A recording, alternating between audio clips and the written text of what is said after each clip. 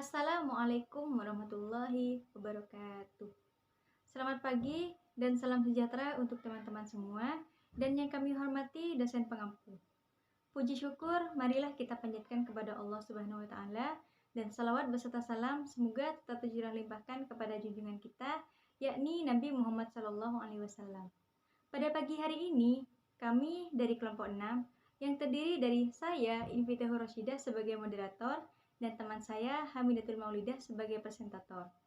Nah, di sini kami akan mempresentasikan makalah kami mengenai prinsip-prinsip pendidikan Islam. Baik, terima kasih kepada moderator yang telah memberikan waktunya. Langsung saja kita ke pembahasan materi, yaitu mengenai prinsip-prinsip pendidikan Islam.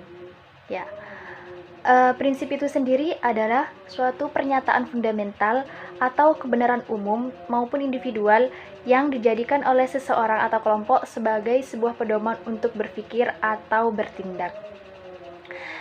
Prinsip juga dapat diartikan sebagai dasar pokok berpikir dan bertindak, begitu. Ada beberapa prinsip-prinsip dalam pendidikan Islam. Di antaranya yang pertama yaitu prinsip integrasi, yang kedua prinsip keseimbangan, yang ketiga prinsip persamaan, yang keempat prinsip kontinuitas atau pendidikan seumur hidup, lalu yang terakhir yaitu prinsip keutamaan. Selanjutnya, prinsip-prinsip pendidikan Islam itu terbagi menjadi 3, yaitu metode pendidikan Islam, pendekatan pendidikan Islam, serta evaluasi pembelajaran pendidikan Islam. Dan kami di sini akan membahas ketiga-tiganya tersebut. Ya, yang pertama metode.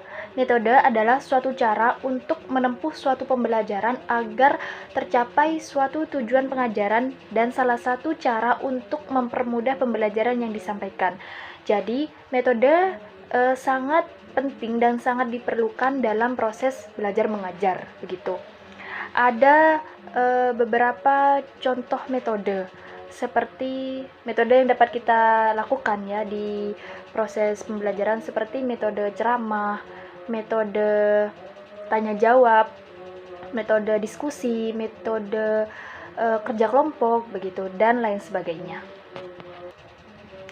Lanjut, pendekatan pendidikan sebagai alat untuk memajukan peradaban dan pengembangan masyarakat, membuat generasi maju dan mampu berbuat suatu perubahan yang lebih baik untuk mencapai tujuan.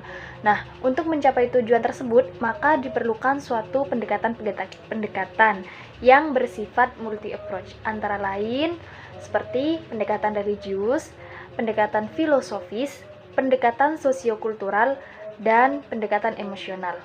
Nah, pendekatan religius ini pendekatan yang berhubungan dengan keagamaan.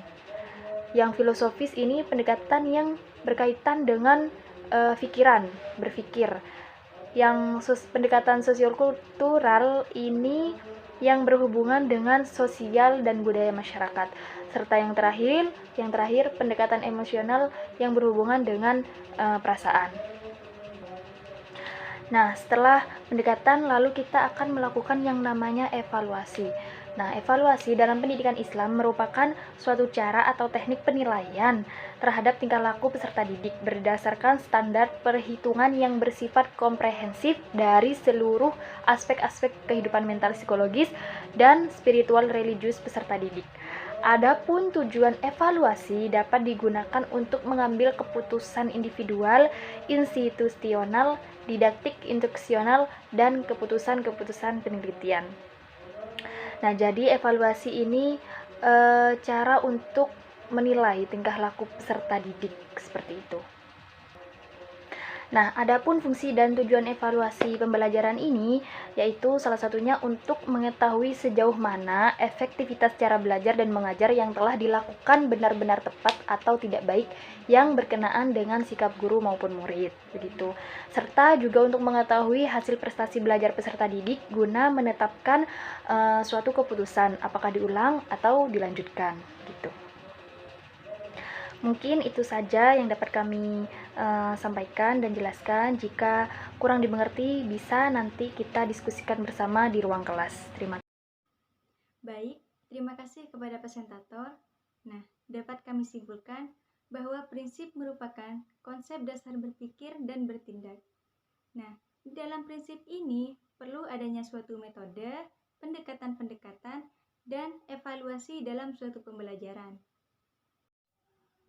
Semoga teman-teman yang telah melihat video kami bukan hanya sekedar memahami, akan tetapi akan menjadi buah manfaat untuk kedepannya. Terima kasih atas partisipasinya.